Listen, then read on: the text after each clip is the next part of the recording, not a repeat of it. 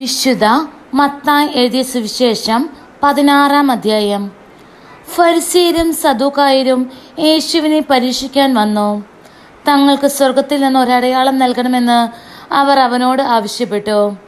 അവൻ പ്രതിവചിച്ചു, വൈകുന്നേരം നിങ്ങൾ പറയുന്നു, ആകാശം ചെമന്നിരിക്കുന്നു, കാലാവസ്ഥ പ്രസന്നമായിരിക്കും. രാവിലെ നിങ്ങൾ പറയുന്നു, ആകാശം ചെമന്നു മൂടിയിരിക്കുന്നു, ഇന്നു കാറ്റും കോളും ഉണ്ടാകും. ആകാശത്തിൻ്റെ ഭാവഭേദങ്ങൾ തിരിച്ചറിയാൻ നിങ്ങൾക്ക് കഴിയുന്നു, എന്നാൽ കാലത്തിൻ്റെ അടയാളങ്ങൾ തിരിച്ചറിയാൻ നിങ്ങൾക്ക് കഴിയുന്നില്ല. ദുഷിച്ചതും അവിശ്വസ്തവുമായ തലമുറ അടയാളം അന്വേഷിക്കുന്നു.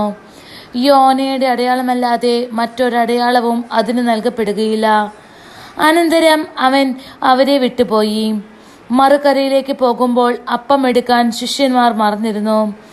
യേശു പറഞ്ഞു, ശ്രദ്ധിക്കുവിൻ, ഫരിസേയരുടെയും സദൂക്കായരുടെയും പുളിമാവിനെ സൂക്ഷിച്ചുകൊള്ളുവിൻ. നാം അപ്പമൊന്നും എടുക്കാത്തത് കൊണ്ടായിരിക്കാം എന്ന് അവർ പരസ്പരം പറഞ്ഞു. യേശു ഇതറിഞ്ഞ് അവരോട് ചോദിച്ചു, അല്പവിശ്വാസികളെ, അപ്പം ഇല്ലാത്തതിനെ പറ്റിയാണ് നിങ്ങൾ പരസ്പരം സംസാരിക്കുന്നത്.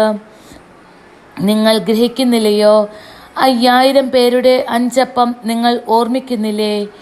എത്ര കുട്ട അപ്പകഷ്ണങ്ങളാണ് നിങ്ങൾ ശേഖരിച്ചത്? 4000 പേരുടെ 7 അപ്പവും നിങ്ങൾ ഓർമ്മിക്കുന്നില്ലേ? അന്ന് എത്ര കുട്ടകളാണ് നിങ്ങൾ നിറച്ചത്? ഞാൻ അപ്പത്തെ പറ്റിയല്ല സംസാരിച്ചതെന്ന് നിങ്ങൾ മനസ്സിലാക്കാത്തത് എന്തുകൊണ്ട്? ഫരിസേയരുടെയും സദൂക്കായരുടെയും പുളിമാവിനെ സൂക്ഷിച്ചുകൊള്ളുവിൻ. അപ്പത്തിൻ്റെ പുളിമാവിനെ പറ്റിയല്ല, ഫരിസേയരുടെയും സദൂക്കായരുടെയും പ്രബോധനത്തെ പറ്റിയാണ് സൂക്ഷിച്ചുകൊള്ളുവാൻ അവൻ അരുളി ചെയ്തതെന്ന് അവർക്കപ്പോൾ മനസ്സിലായി. യേശു കെസറിയ ഫിലിപ്പി പ്രദേശത്തെത്തിയപ്പോൾ ശിഷ്യന്മാരോട് ചോദിച്ചു, മനുഷ്യപുത്രൻ ആരെന്നാണ് ജനങ്ങൾ പറയുന്നത്?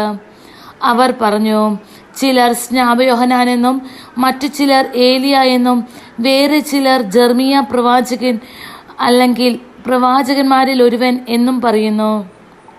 അവൻ അവരോട് ചോദിച്ചു, എന്നാൽ ഞാൻ ആരെന്നാണ് നിങ്ങൾ പറയുന്നത്?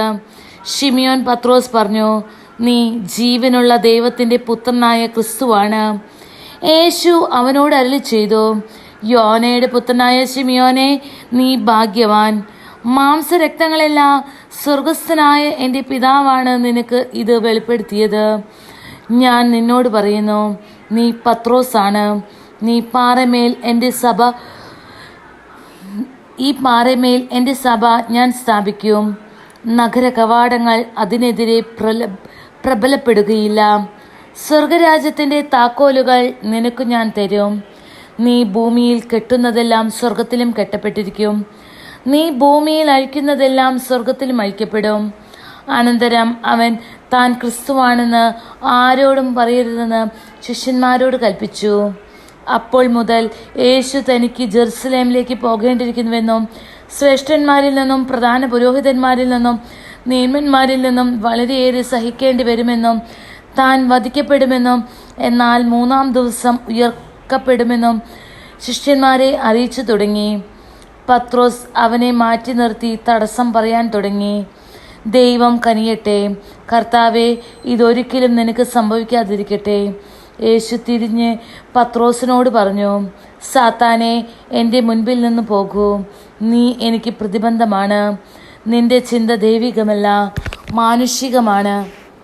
യേശു ശിഷ്യന്മാരോട് അരുളി ചെയ്തു, ആരെങ്കിലും എന്നെ അനുഗമിക്കാൻ ആഗ്രഹിക്കുന്നെങ്കിൽ അവൻ തന്നെ പരിത്യജിച്ച് തൻ്റെ കുരിശുമെടുത്ത് എന്നെ അനുഗമിക്കട്ടെ. സ്വന്തം ജീവൻ രക്ഷിക്കുവാൻ ആഗ്രഹിക്കുന്നവൻ അത് നഷ്ടപ്പെടുത്തും. എന്നാൽ ആരെങ്കിലും എനിക്ക് വേണ്ടി സ്വജീവിതം നഷ്ടപ്പെടുത്തിയാൽ അവൻ അത് കണ്ടെത്തും. ഒരുവൻ ലോകം മുഴുവൻ നേടിയാലും സ്വന്തം ആത്മാവിനെ നഷ്ടപ്പെടുത്തിയാൽ അവൻ എന്ത് പ്രയോജനം? ഒരുവൻ സ്വന്തം ആത്മാവിന് പകരമായി എന്ത് കൊടുക്കും?